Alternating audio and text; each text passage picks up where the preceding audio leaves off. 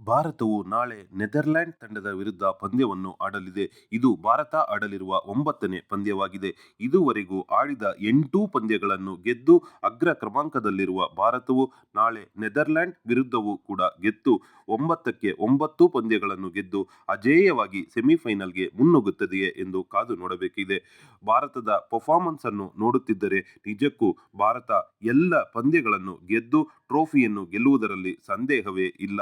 ಭಾರತದ ಪರವಾಗಿ ನಿಜಕ್ಕೂ ಎಲ್ಲ ಆಟಗಾರರು ಉತ್ತಮ ಫಾರ್ಮ್ನಲ್ಲಿದ್ದಾರೆ.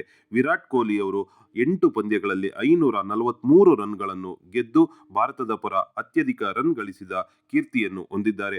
ಅದೇ ರೀತಿ ರೋಹಿತ್ ಶರ್ಮಾ ಅವರು ಕೂಡ 8 ಪಂದ್ಯಗಳಿಂದ 442 ರನ್ಗಳನ್ನು ಮಾಡಿ 2ನೇ ಸ್ಥಾನದಲ್ಲಿದ್ದಾರೆ. ನಿಜಕ್ಕೂ ಭಾರತವು ಅತ್ಯುತ್ತಮವಾದ ರೀತಿಯಲ್ಲಿ ಆಟವನ್ನು ಆಡುತ್ತಿದೆ. ಇದುವರೆಗೂ ಆಡಿದ ಎಲ್ಲ ಪಂದ್ಯಗಳನ್ನು ಗೆದ್ದು ಬೀಗಿದ ಭಾರತವು ಬೌಲರ್ಗಳು ಕೂಡ ಅತ್ಯುತ್ತಮ ಫಾರ್ಮ್ನಲ್ಲಿದ್ದಾರೆ. ಮೊಹಮ್ಮದ್ ಶಮಿ, ಬುಮ್ರಾ, ಜಡೇಜಾ ಎಲ್ಲರೂ ಅತ್ಯುತ್ತಮವಾಗಿ ಆಡುತ್ತಿದ್ದಾರೆ. ಕೆಎಲ್ ರಾಹುಲ್ ಕೂಡ ಅತ್ಯುತ್ತಮ ಫಾರ್ಮ್ನಲ್ಲಿದ್ದಾರೆ. ಎಲ್ಲ ಬ್ಯಾಟ್ಸ್ಮನ್ಗಳು ಮತ್ತು ಬೌಲರ್ಗಳು ಉತ್ತಮ ಫಾರ್ಮ್ನಲ್ಲಿರುವುದರಿಂದ ಬಹುತೇಕ ಇದುವರೆಗೂ ಆಡಿದ ಎಲ್ಲ ವಿಶ್ವಕಪ್ ಪಂದ್ಯಗಳಲ್ಲಿ ಆಡಿದ ತಂಡಗಳಿಗಿಂತ ಈ ತಂಡ ಅತ್ಯಂತ ಪ್ರಭಾವಿ ತಂಡ ಎಂದೇ ಎಲ್ಲರೂ ಹೇಳುತ್ತಿದ್ದಾರೆ. ನಿಜಕ್ಕೂ ಎಲ್ಲ ಕ್ರಿಕೆಟ್ನ ದಿಗ್ಗಜರು ಕೂಡ ಭಾರತ ಇದುವರೆಗೂ ಕಳಿಸಿದ ವಿಶ್ವಕಪ್ ತಂಡಕ್ಕಿಂತ ಇದು ಅತ್ಯುತ್ತಮ ತಂಡವಾಗಿದೆ. ಏಕೆಂದರೆ ಇದುವರೆಗೂ ಬ್ಯಾಟ್ಸ್ಮನ್ಗಳು ಮಾತ್ರವೇ ಭಾರತದ ಬೆನ್ನೆಲುಬಾಗಿರುತ್ತಿದ್ದರು. ಆದರೆ ಇದೇ ಮೊದಲ ಬಾರಿಗೆ ಬೌಲರ್ಸ್ಗಳು ಕೂಡ ಭಾರತಕ್ಕೆ ಅತ್ಯುತ್ತಮವಾಗಿ ಪಂದ್ಯಗಳನ್ನು ಗೆದ್ದು ಕೊಡುತ್ತಿದ್ದಾರೆ. ಇವೆಲ್ಲವನ್ನು ನೋಡುತ್ತಿದ್ದರೆ ಭಾರತ ಕಂಡ ಅತ್ಯುತ್ತಮ ತಂಡ ಇದು. ರೋಹಿತ್ ಶರ್ಮಾ ಅವರು ಅತ್ಯುತ್ತಮ ನಾಯಕತ್ವವನ್ನು ನಿವಾರಿಸುತ್ತಿದ್ದಾರೆ. ಇದೆಲ್ಲವನ್ನು ನೋಡುತ್ತಿದ್ದರೆ ನಾಳಿನ ಪಂದ್ಯದಲ್ಲಿ ಭಾರತವು ಖಂಡಿತವಾಗಿ ಗೆದ್ದೇ ಗೆಲ್ಲುತ್ತದೆ.